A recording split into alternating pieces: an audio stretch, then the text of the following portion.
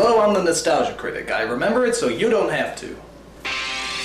Teenage Mutant fucking Ninja Turtles. This is the shit. When we were growing up, Ninja Turtles were everywhere. Comic books, TV shows, breakfast cereals. They even had a pie named after them. It tasted like splooge, but we didn't care. As long as it had the Ninja Turtles on it, we were happy. So when we heard they were actually making a live-action movie based on this phenomenon, we proudly pissed our pants with joy. We shit ourselves with excitement. We vomited up vast amounts of excrement, shit on it, rolled around in it, put it back in our mouths, and proceeded to vomit it up again in roaring anticipation. Okay, maybe only I did that, but still, bottom line, we were hyped as hell. These movies kicked ass back then, and I'm sure they're gonna kick ass now.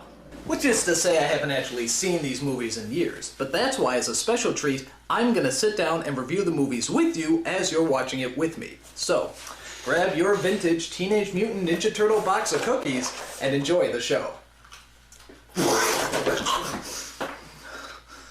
Just watch the movie.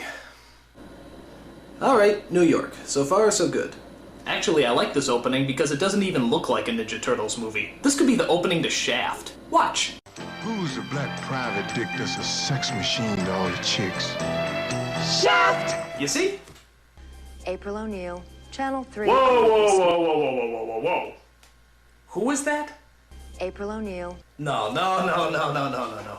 Listen, lady, I'm sure you're a fine actress and everything, but, you're not April O'Neil. No. This hot honey you see here is April O'Neil. Yellow jumpsuit, nice legs. Damn, she's fine. So come on, where's the real April O'Neil? Come on, cough her up. Just what is going on out there, April? Okay. Alright, no, that's cool, you know, no problem. I mean, at least we still get to see her in the yellow jumpsuit, right? Oh, come on! That's not a jumpsuit, that's a raincoat! There is a difference. Look, you watching? I'll show you the difference. Here, watch close. Jumpsuit, raincoat. Jumpsuit, raincoat. Jumpsuit, raincoat. Jumpsuit, raincoat. Jumpsuit, raincoat. They're nothing alike! All I gotta say is the Turtles had better be a hell of a lot better. Awesome!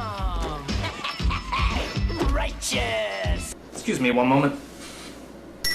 Oh my god, look at those costumes! Those are incredible! That's exactly what radioactive ninjutsu reptiles in their late teens would look like! I mean, they're unbelievable! I mean, they're phenomenal! I mean, oh my god!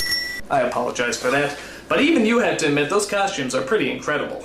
The guy who put these all together was Jim Henson, the Muppet guy. And do you know how much those puppeteers have to squat in order to get their hands up those asses? It's not even worth thinking about. If this movie was done today, chances are they probably turned them all into computer-generated images. Oh, bullshit! They set out to rescue April from the evil Foot Clan, who want to destroy her because she's giving evil pajama-wearing psychopaths a bad name. Oh no, you didn't! Alright, April's gonna kick some ass. As you probably guessed, the Turtles save April and take her back to their home in the sewers. There she meets the Ninja Turtles' mentor, a giant rat named Splinter. And I have to admit, saying this all out loud is making me realize just how friggin' weird this movie is. Where did they come up with this stuff? So Splinter explains to April the origin and where they came from. You see, years ago, Splinter was just an ordinary pet rat in Japan. After his master is murdered, Splinter somehow makes it to New York and comes across a canister of ooze and 4 baby turtles. Within a day, both the turtles and Splinter grow in size and even begin to form words. Pizza! Pizza! It could happen! Splinter decides to name them after the famous Renaissance painters, because giant mutated turtles seem to scream of the Renaissance period. It made sense back then.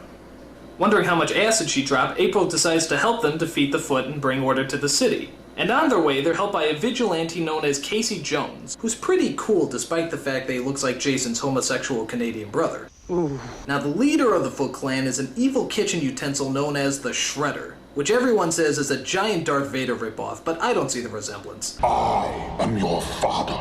Okay, it's a ripoff, but you gotta give this guy credit. He has a diabolical scheme to... Actually, what was the plan again? Punish these turtles. I'm sorry, I don't care how menacing or powerful you are, there's no way you can make punishing turtles sound threatening. I'm sorry, it's just not humanly possible. But, you see, he is using kids and teenagers to fight his battles. If you went up to a hitman and said you wanted them to hunt down some turtles, they'd probably laugh in your face. However, if you get a bunch of stupid kids, stone them off their asses, get dressed up in shiny metal, recruit them to be ninjas, and then ask them to hunt down some turtles? Dude, sign me up! Awesome! My only problem with this plan is the costumes they're assigned. I mean, I know they're supposed to be ninjas and everything, but those costumes are so tight, I don't even think they can talk.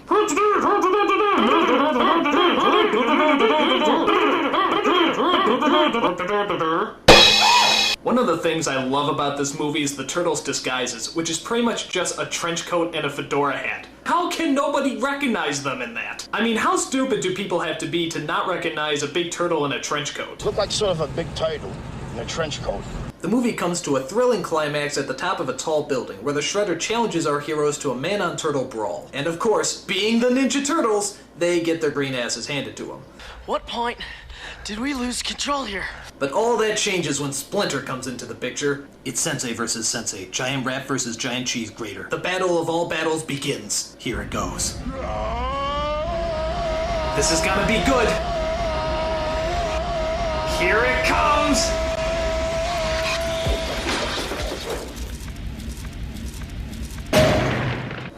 Bullshit! What kind of battle is that? He sticks out his foot like a cartoon character and he trips? What a ripoff!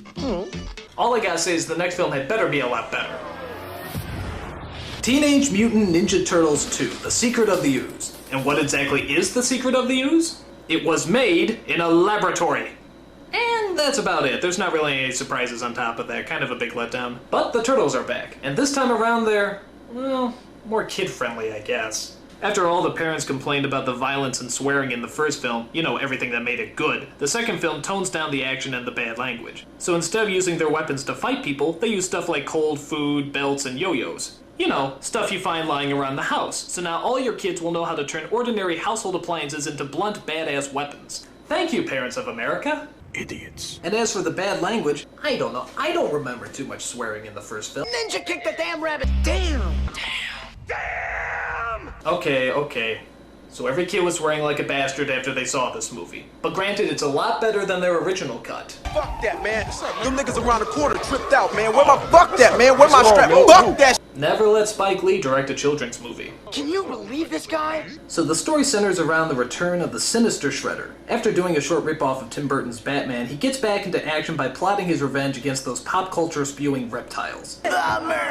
He steals a canister of ooze from that guy in Titanic and decides to make his own evil mutants. Within seconds, two innocent, harmless animals are transformed into the sinister duo of Bebop and Rocksteady. Yeah, like I said, Bebop and Rocksteady. Now the one scene everyone remembers is the fight scene that takes place in the whitest of all rap clubs led by the whitest of all rappers. You guessed it, Vanilla Ice. Oh no. Gee, it looks like they're pretty freaked out about all those monsters breaking into their club. But wait a minute. I think the Ice is feeling something. I think he's conjuring up a rap, a sort of ninja rap, if you will. Yo, it's the Green Machine. He is! Look at that, a totally unrehearsed yet somehow totally choreographed rap scene entirely made up on the fly. What talent. I gotta tell you, this guy is going places! Like the unemployment line. So the film climaxes as the Shredder drinks what's left of the mutated ooze and turns into a mutant himself. Jesus Christ, look at that. That is a badass villain. It's a super shredder. Alright, this is gonna make up for the shitty climax in the last movie. 4 mutant turtles versus 1 giant mutant shredder. This is gonna be good.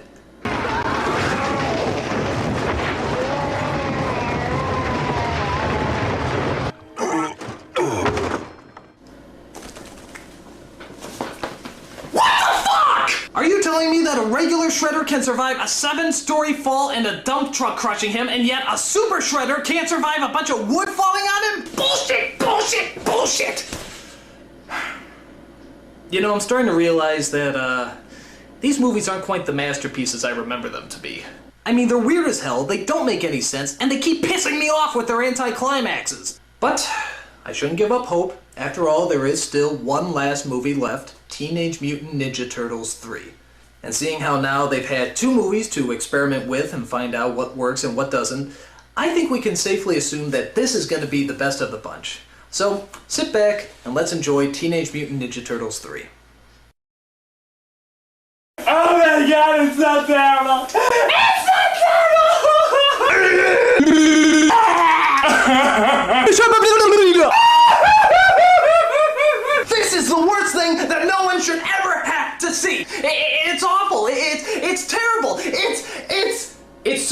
I am forced to make up a word to describe how bad it is. This movie is horribifuckus. It's the most horribifuckus movie I've ever seen in my entire life. Okay, like I said, these movies aren't the masterpieces we remember them to be. But it's best not to look at them as movies, but more as a homework assignment. Make a movie about 4 mutated turtles in their late teens who are named after Renaissance painters, led around by a giant rat, know ninjutsu, eat pizza, dress up like flashers, fight a guy who's named after a cheese grater, and make it plausible. And you know what? With the exception of the last movie, I'd probably give this project an A. Minus, but still an A. I'm a Nostalgia Critic. I remember it, so you don't have to.